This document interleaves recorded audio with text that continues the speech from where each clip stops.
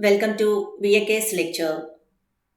In this video, we will discuss about what is the internet and what are its components. Generally, the internet is a place where we go for information, entertainment, and to communicate with the people using smartphones, laptops, or tablets. In the most basic form, two computers connected through a wired or wireless connection, sharing the data with each other, which forms a network or computer network. The Internet is the world's largest computer network consisting of millions of interconnected computers located in hundreds of countries. Right now, you are watching this video on YouTube, so it means your computer is also connected to the Internet. But is your computer a part of an Internet? Yes, it is. We call them hosts or end systems. So, your computer is one of the parts of the Internet. But what are the other parts of the internet? Let us discuss now. At the edge of the internet, we have devices which we use to connect to the internet. For example, personal computers, servers, data centers, smartphones, security cameras, smart TVs, smartwatches, or vehicles. We call these devices as hosts or end systems. So, end systems are present at the edge of the internet. If we move deeper, we will find the devices which forward data among each other and end systems. We call them as packet switches. There are two types of packet switches: routers, link layer switches. End systems, routers, and link layer switches are connected via communication links. So, the parts or the components of the internet are end systems, routers, link layer switches, and communication links.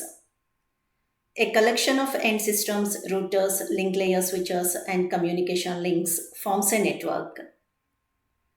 Now, if I want to watch a video on YouTube, then my network should be connected to the content provider network or YouTube network.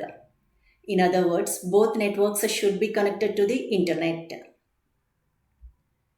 The internet connection is provided by national or regional internet service providers or ISPs. Internet is all about connecting end systems. So, internet service providers are also connected to each other. This forms an interconnected network or internet. So, we can say that internet is a network of networks. In a smartphone, there are multiple applications which we use to stream music, videos, or to send messages. These applications are called distributed applications because they involve multiple end systems that exchange data with each other. To make these applications work, the internet provides an interface to these applications can use to send and receive information. So we can say that internet is an infrastructure that provides services to applications. If one person is sending a message to another person, then this message is divided into small units called packets, which are transferred to the destination point through internet, which are reassembled at the destination end systems to display the correct message. The internet is only concerned with the delivery of packets of information.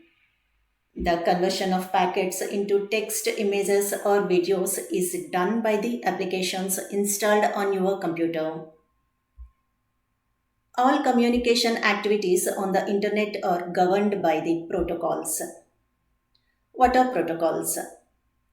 Protocols are a set of rules that describe a standard way of doing things on the internet so that the devices can communicate each other. For example, TCP, IP, HTTP protocols. So, this is the internet which we use in our day-to-day life. If you learn something from this video, please like this video and share it with your friends and subscribe the channel and also hit the bell icon for more interesting videos. Thank you.